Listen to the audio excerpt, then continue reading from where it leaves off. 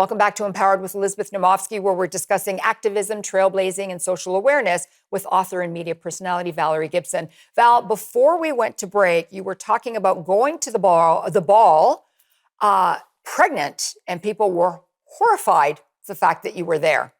Indeed, they were. I was 8 months pregnant, and I was also with a man who wasn't my husband.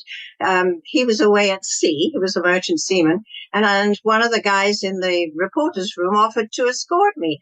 And he wore a kilt, and I danced, pregnant. And they sat there stunned. They were really stunned. It was very unusual for a woman to be out and about at 8 months, and also to be at a ball dancing with someone else's husband, I suppose. That sounds so much like you, my friend. Like, that doesn't even surprise me at all. But I want to fast forward now, because one of the things that people don't know about you is that you started fighting for the rights of the challenged and disabled when it wasn't even a fledgling activity, and challenged children and people were discounted and ostracized by society back then. So what prompted you to do this? I had a baby, and she was challenged and disabled. And in those days, people threw them into institutions. And my father, unfortunately, not an overly nice man, said, you throw her in an institution, throw away the key, and hope she dies. And I said, that will never, ever happen to my little girl. Never. She will have whatever I can find in life for her, the best. And I was a teenager, and even then I had in my head, not a word, it didn't exist, about integration. That's a word that just wasn't there in that era. But because she was born different with difficulties, she had many. Why couldn't she live a good life like everybody else, but with supervision, with being overlooked constantly and so on? And that was all part of the activism in me. I said, just a minute, what's going on here?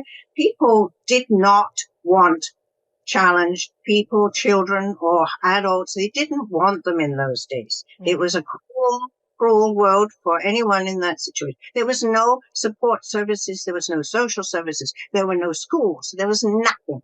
I was told, go home, lady. It's your problem. And that was the end of the assistance that I got at the initial stages. And that really fired up my activism. It really did. This was all wrong. So I know that you lived in the Channel Islands with your daughter in the late 1960s for a time working. You were working at a 100-year-old newspaper there, and they were very set in their old ways. So now you did your, activism for your daughter, but then you did some activism at this old newspaper. Especially when you brought them out on strike for better wages and conditions, especially for women, and introduced the UK Journalists Union. How'd that work out? Well, I did do that, actually, because I was appalled that the wages they were paying, which were very poor, and they were grown men with families, just poverty, living in poverty. It was all wrong. And I was, I had this strong streak of justice for working people, not just women, but also, men. You see, you've got to know that when I joined the newspaper, the owner of the newspaper hired me and said, well, if you're not allowed to wear trousers, and if you even... But wait, you're not allowed to wear trousers, and what did you do? Next day I came to work in hot pants. Of course you did. I don't know how many people know what they are, but they're a kind of a shorts, romper type of suit thing. And of course, there's nothing they could do. They weren't trousers. So, potato, whatever, something close enough. A big Christmas party where we met the master. It was all very much that kind of feudal thing there. I wore trousers to that, and there's nothing they could do.